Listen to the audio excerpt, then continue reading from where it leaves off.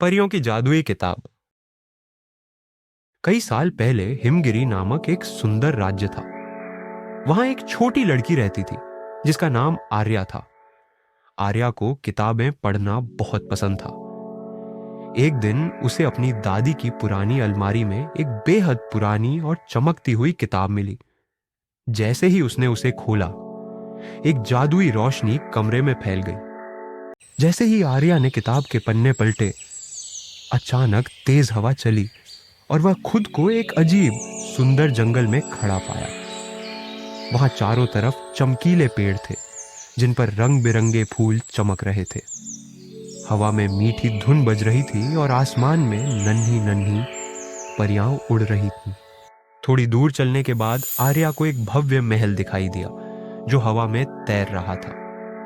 जब वह महल के दरवाजे तक पहुंची तो वहां एक परी खड़ी थी। परी उसे भीतर ले गई और उसे परी महारानी से मिलवाया। महारानी ने कहा, आर्या, तुम इस जादुई किताब की चुनी हुई रक्षक हो, लेकिन हमारी दुनिया पर एक संकट आ गया है। दुष्ट जादूगर ज़ालफार ने हमारी जादुई शक्ति चुरा ली है।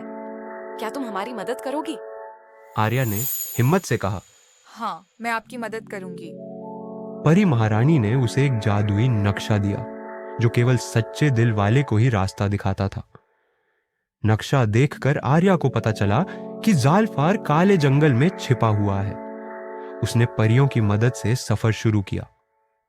रास्ते में उसे बोलने वाले जानवर और गुप्त दरवाजे मिले जिन्हें खोलने के लिए उसे अपनी बुद्धिमानी का इस्तेमाल करना पड़ा। लंबी यात्रा के बाद आर्या और परियां ज़ालफार के काले महल तक पहुंच गईं। वहां चारों ओर अंधेरा था और महल के द्वार पर दो बड़े पत्थर के राक्षस खड़े थे। आर्या ने अपनी किताब से एक मंत्र पढ़ा जिससे राक्षसों को नींद आ गई और दरवाजा खुल गया। अंदर ज़ालफार एक बड़े काले सिंहासन पर बैठा हंस रहा था।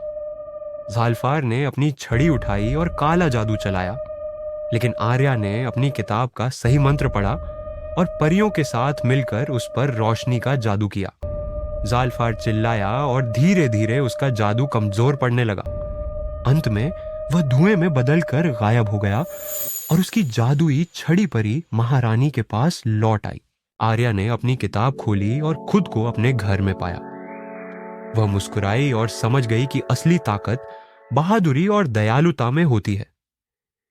वह जानती थी कि अगर कभी जरूरत पड़ी तो वह फिर से परी दुनिया में जा सकती है।